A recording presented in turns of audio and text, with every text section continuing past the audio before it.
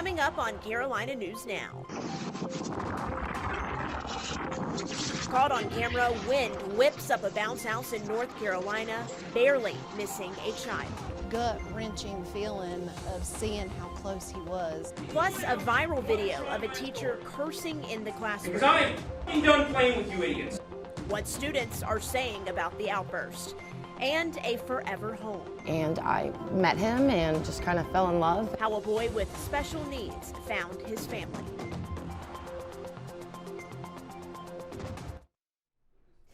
Hey there, and welcome to Carolina News Now. I am Maddie Gardner. We are so happy you are joining us. We are going to cover the top stories from both North and South Carolina.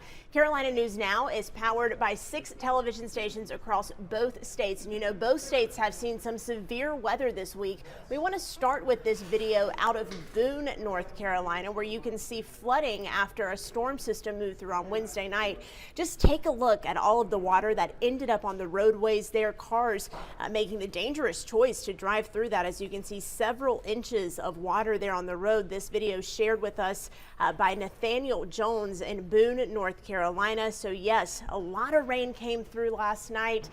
Wednesday night, we are seeing a lot of that recently. We've also seen a lot of wind, and that brings us to our next story. You might have seen that video that we talked about earlier of a bounce house in Hickory flying through the air. A mom there said that a wind gust just picked up that bounce house during one of her children's birthday parties this week, and that bounce house almost hit a child. They say that the straps broke before it began flying through the backyard, and Ron Lee actually spoke to the family this week and has their story. It has absolutely got to be a parent's worst nightmare. Imagine that you're in your kitchen, you look outside at the big bouncy house you rented where your kids were just playing. Suddenly it becomes detached in a gust of wind and it shoots 20 feet up in the air, then comes crashing down, and you don't know if your kids were inside. Panic was just all over us. It happened to the Bean family in Hickory this past weekend during a birthday party. Just take a look at this dramatic video as the bounce house is picked up and launched 2 stories into the air. Frantic moments before the couple can get outside and get a head count to make sure no one was inside the inflatable when it took off. Where's Michael? Where's Michael? As it turned out, Michael had to run to get out of the way of the airborne inflatable. I was right there. Then it just did that. The party had pretty much wrapped up on Saturday, but Jennifer's kids were planning on heading back to the bounce house after a quick break. That's when the wind started blowing. Jennifer Bean says, as a mom, the feelings were absolutely overwhelming. Gut-wrenching feeling of seeing how close he was. The company that owns the inflatable told them not to use it if the winds got higher than 10 miles an hour. There was probably 30, 40 mile an hour gust. Tommy Petty is the bureau chief for the Department of Labor who oversees equipment like this. He says that while this was a terrifying experience, everyone there got pretty lucky. There has been one recently in another country that come off the ground, went up in the air, and I think it dropped out about 3 children. Petty tells me it also has happened in Hickory before several years earlier when a bounce house took flight. Fortunately, no one was hurt then either. So this week we saw flooding, we saw high winds. Meteorologist Rachel Coulter is joining us now. Rachel, what is the weekend looking like? Fortunately, a little bit different than what we had here the past couple of days. It's been so active across the Carolinas. We'll still have the potential, maybe even for a few snow flurries, which is crazy to think about. We had, the potential for some tornadoes there. We had tornado warnings in the southeastern portions of the mountains, even the foothills, as we went into our Thursday time frame. And now we're talking about few flurries possible to start off the weekend, but at least it's going to be much calmer. In fact, I'll show you Futurecast taking you through your Friday all the way through the weekend, and you can see, although we'll have some clouds tomorrow, we should stay dry for any of those plans as you kick off your weekend plans through your Friday night. There's a few of those flurries, a few sprinkles possible, maybe some minor accumulations in the highest of elevations this weekend, especially into the start of your Saturday, and some passing clouds for the rest of us, but you can see North Carolina, South Carolina actually seeing more of that sunshine, which is going to be really nice, and that's just going to continue unless you're up in the mountains all the way through the rest of the weekend. Here's where the changes are, and this is going to be noticeable. Let's talk about your temperatures. 50s in Asheville tomorrow, 40s in Boone, low 40s once we get towards Saturday afternoon. These are your afternoon temperatures. Of course, the morning temperature is going to be much colder, waking up to the 20s and 30s. In several locations, it's going to be a little windy out there as well, so it's going to feel chilly out there. Check out these forecast temperatures, 60s heading out the door here, even low 60s at times across the Piedmont. The coast going to be dealing with potential out on the Outer Banks, the 50s by Sunday afternoon. So although we'll be dry this weekend, it is going to be cooler. Always good to have Rachel with us here on Carolina News Now. We now want to go to eastern North Carolina, where a teacher resigned after a video went viral that showed him screaming at students and using inappropriate language toward them. Maddie Kurth spoke to students about that moment and brings us the story. An outburst in the classroom. Does anyone else want to try my authority? Because I am done playing with you idiots. Samaya Josie recalls recording the video. Just thinking about sitting in that chair, being there when it was happening. It makes my body get hot. I don't like talking about it a lot because I just feel like, it just brings back the emotion.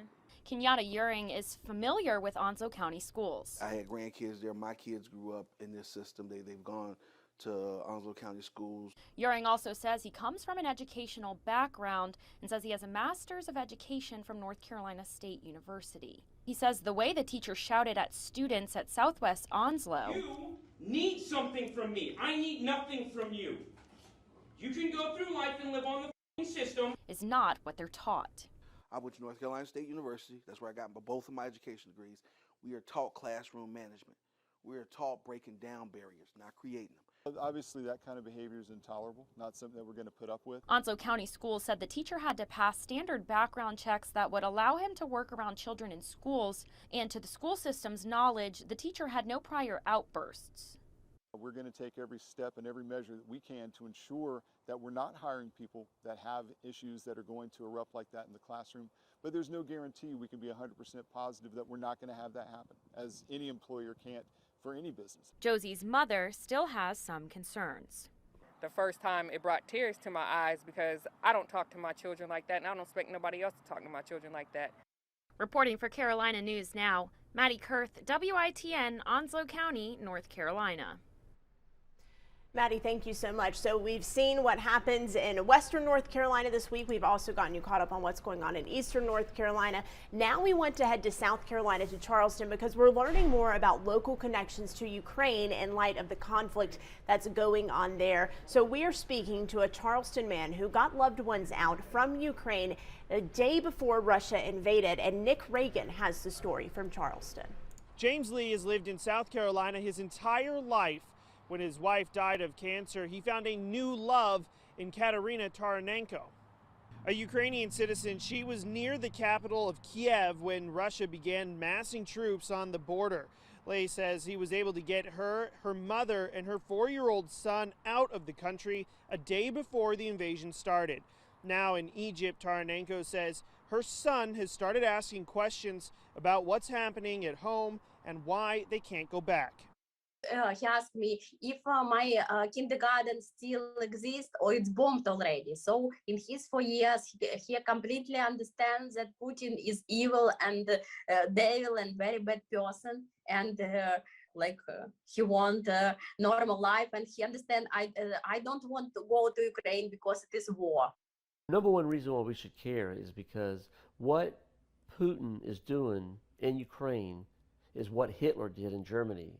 And I mean that in the most sincere way, is because he's not going to stop there. He's already made it clear that once he's done with Ukraine, that he's going to go into other countries. Lee says the plan is to get Taranenko here to South Carolina as soon as possible, but the expense and American refugee laws are not making things any easier. Taranenko says she's just trying to hold out hope, and she's trying to stay positive. Reporting in Charleston, Nick Reagan, Live 5 News. Nick, thank you so much. Carolina News Now is going to take a short break, but we hope you will stick around because we have some exciting stories coming up. After the break, we are talking to people about tackling homelessness on the Grand Strand in Myrtle Beach, South Carolina. We are also hearing from veterinarians who are, get this, concerned about bird flu cases in North Carolina, and a heartwarming story about a North Carolina little boy with special needs who found his forever family, the unique way that all came together. It is a story you have to see. Plus, we'll have another check of your weekend weather forecast when we come back. Stick around. We will see you in 45 seconds.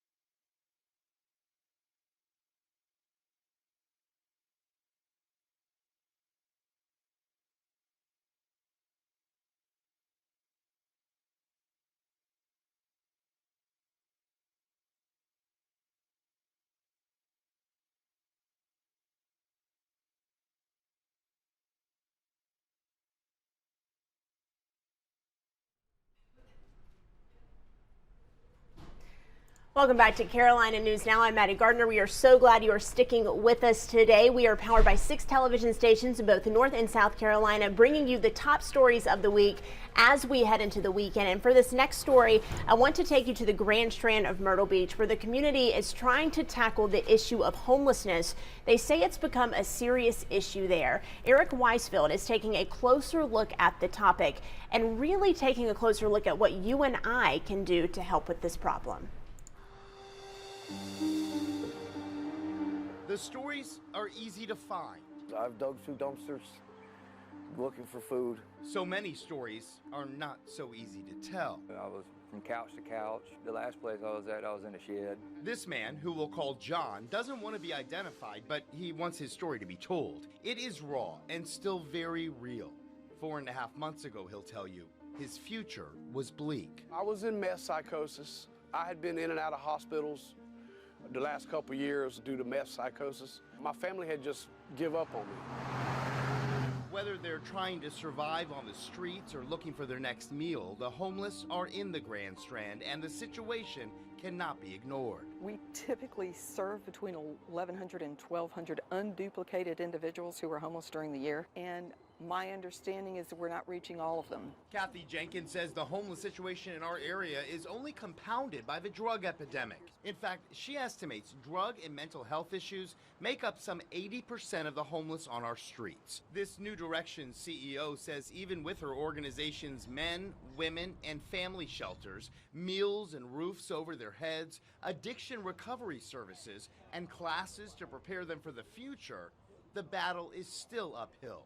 But progress is being made. We have purchased the lot. The lot is fully paid for. I can say off the top of my head it's a women's shelter and walk-in center. Can you say where it is? Or not? It's right adjacent to our men's shelter. Jenkins is hopeful that new addition will make a dent, but she also knows so much more needs to be done. It's an age-old problem facing so many areas in our nation, and there's no doubt the Grand Strand is a popular place to begin again. Our climate and beach lifestyle bring homeless from all over the country. Some are even bussed in from shelters in other states. In 2020, Horry County ranked the highest in the state regarding the number of homeless on any given night. So we know the problem is a serious one here, but how do we improve it? In Myrtle Beach, it's a dire emergency. It's a health issue right now. Because? Just because of the sanitary, the drug addiction, the alcoholism, I don't know how many that, have been found on the boardwalk, DOA. Tim Carter is the founder of Sunshine Recovery Ministries, a faith-based nonprofit that opens its doors, but with a firm policy in place. I give it to them raw and real. If you need my help, be honest, tell me what you need, and we'll make sure, we'll take care of you. Carter offers a home at his Georgetown shelter and a thrift store in Myrtle Beach that helps the homeless get off the streets, either by working here or by making use of the items in this warehouse to get on their feet again. 2 different outfits with their helping hands out, and yet the problem persists. These two will tell you it really is a community problem, and it's going to take the community to make a dent in the homeless issue. So what can you do to help and not contribute to the problem? If you're approached on the street, for example, how should you respond? If you're giving them money, you're enabling them. As I suggest to the public, if they say, hey, have you got $1, I'm hungry, come on, let me buy you a sandwich. 90% is going to decline you because they're wanting that money for drugs or they're wanting it for a hustle. Direct them to a shelter or tell them about the free phones along the beach and boardwalk areas in Myrtle Beach where they can dial 211 for immediate homeless help. But perhaps the best way to make an impact? Volunteer. And there are so many ways to pitch in. We need people to run our front desk, to take initial intakes, to field phone calls from anybody who comes in and route them to the right people, because we're in 4 different locations. We need people that want to cook a meal in our kitchen and serve people. Jenkins will tell you there is hope on the horizon, and there are so many stories to back that up. 8 months at New Directions, and Don is now working hard on his new lease on life. It all started with a phone call from a New Directions peer support specialist while Don was detoxing in the hospital. I just felt hope after he talked to me, and he's like, well, send a cab over for you, and he brought me here, and I've been here ever since, clean and sober, got a job, going to school. Wesley no longer worries where his next meal will come from. Things are falling into place. Things are happening more and more on the brighter side of things, and instead of it always being bad luck, bad luck, bad luck, you know, because I'm finally living for life instead of living for that next fix. I'm finally excited to wake up in the morning because I get to see what I can do during the day. And remember John? 2 days after this interview, he hopped on a flight to Utah, where a job as a commercial truck driver was waiting. He hopes you'll remember his story the next time you have a chance to make a difference in the lives of the homeless in the Grand Strand. They say it takes a village to raise the children. Well, it takes a community to help a addict. Great reporting there by Nick Weisfeld about an issue that many of our Carolina cities are facing, and with tips there on how to address it. Really great stuff from Eric, tonight. We want to move now to Wilmington, North Carolina, where there is a strong recommendation to bird owners from the North Carolina Department of Agriculture because veterinarians are worried about new cases of bird flu showing up in the Carolinas. Mara McJilton has this story for us. Veterinarians went on high alert back in January when tests confirmed the first positive case of high-path avian influenza. But now I'm told it's your best bet to assume that any bird you come in contact with, especially wild ones, would test positive. At last check, more than 24 commercial farms in 8 different states across the country have birds that have tested positive for this virus. HPAI has also impacted 23 backyard independent flocks across 10 states in the country. If you have backyard coops, state veterinarian Dr. Michael Martin says it's not a bad idea to get your birds tested frequently and contact a veterinarian if you have birds dying with no explanation, because in many cases this virus can spread without you even knowing it. And we try to think of that then as kind of a wet paint theory element where anytime you could accidentally come in contact with wild bird droppings and things like that, you potentially, like wet paint, are spreading that virus to wherever you go until you clean up. And clean up would be changing your shoes, washing your hands, taking a shower, clean clothes. If you own birds and you have the ability to keep them indoors in a coop, somewhere where they're out of way of wild birds as best as you possibly can, and it's not going to affect the welfare of those birds by doing that, we definitely are pushing people to do that. Dr. Martin says it's also important to keep in mind that right now there is no public safety risk and no issue with food safety. For Carolina News Now, I'm Mara McJilton, WECT News. Well, the weekend is near. We're back with meteorologist Rachel COULTER for another look at the regional forecast. Rachel. That's right. If you're going to have any plans across the Carolinas this weekend, I have some really good news. Of course, we're looking at mainly dry conditions. Could see a few snow flurries in the highest of the elevations as you head out in the mountains on Saturday morning. But other than that, just expect cooler, even windy conditions. And I'll show you what I'm talking about here. Looking at Futurecast, even through the day on Friday, we should be dry. We're just going to have a series of cold front that's going to allow for the cool down that we're expecting. So you can see in the morning hours on Saturday, there's a few of those little sprinkles, the snow showers that we're talking about for the mountain region. Otherwise, we should see plenty of sunshine. South Carolina, North Carolina looking pretty good Saturday. That's going to be the case on Sunday as well. So much calmer in contrast to what we've had so far this week. Now keep in mind it will be cooler. We're talking about those temperatures and we're looking at the 40s, especially for those higher elevations, and these are your high temperatures. So it's going to be blustery and cold, especially in those morning hours for our mountain communities. If you're headed out the door in Columbia, Charlotte, up towards Raleigh, we're talking about the lower 60s to mid 60s, just depending on location and day. And of course, starting in the 70s out towards Wilmington and Charleston on Friday, but that will no longer be the case Saturday and Sunday behind those cold fronts. Much cooler temperatures ahead for the weekend.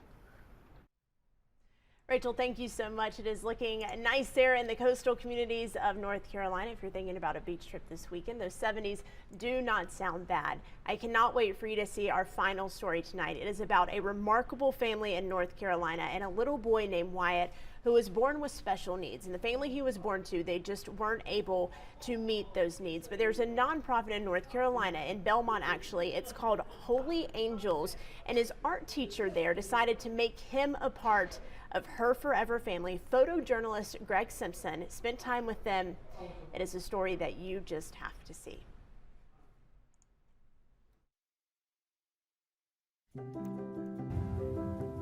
Holy Angels is a residential facility for children and adults. A lot of our guys are medically fragile or have delicate medical conditions. Most of the people that we serve are medically fragile and they have to be a North Carolina resident. But we have some families who are here pre-pandemic, we're here every day, and then we have others who are in the custody of DSS. Wyatt has been here since he was a newborn. We've got the first call came from a Levine social worker saying that they had this little fella that had really humble beginnings and they weren't sure, what his prognosis was, what his lifespan would be. But they were working with Rowan County Department of Social Services to try to find a place that could meet his medical needs. Kara was the vision teacher here at Holy Angels for Wyatt and some of his preschool friends, and as she tells the story, he reminded her so much of one of her children. When he was 2.5, I became one of his teachers. I'm a teacher for the visually impaired, and I met him and just kind of fell in love, and they say you don't bring your work home, but I did. So I came home and talked about him a lot, and we discussed ways that we could help him, just to be around him and spend time with him, and we just kind of fell in love. December 13th of 2020 was Wyatt's official adoption day. He became a part of our family. The only thing we really could give Wyatt was family and love, and that's really all he needed. He has a really great family here at Holy Angels that takes care of him and loves him and has been with him since he was born, but it's nice to have that outside support also. When you first meet him, there's so many tubes and there's so many different things going on, AFOs and J-tube, G-tube, a trach and machines, and there's just so much. But I think you just need to learn to look past it and realize that there's still a little boy under there that needs you. He is the most content child you'll ever meet. He was just a happy kid. He lives here, but he's started to come home to visit just during the days. He's got a lot of medical needs, so he comes home independently and we take care of those needs. But here he does have like a 24-hour nurse and people around the clock that take care of him. He now has brothers and sisters, he's got a family, he's got a dog that he loves more than anything. Those little things that we take for granted. He had never been to a house before. Before he came to our home. Things you don't think about, like driving in a car when you're not going to the hospital. Just to go for a car ride. Little things like that he loves to do that he wasn't able to before, and now he can. He had great social workers with DSS, but a social worker is never able to replace a family. So along with having mom and dad, he has siblings. He has that dog at home that he got to go and visit when they were able to, do their first visit with him at Christmas. So I just think anytime, every child deserves a family, and anytime they can have a family of their own, that's what we should shoot for. Everybody wants a family. He deserves one too.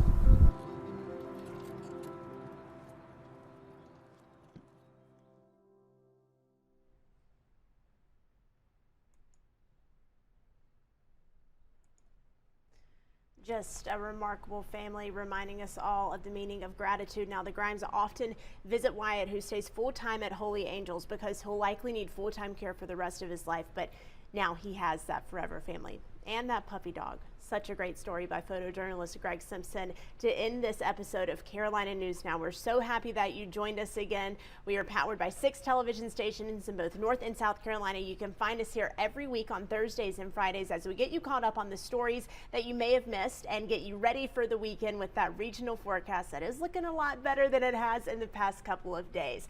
Thank you so much for joining us tonight. Once again, I'm Maddie Gardner, and I'll see you again next week.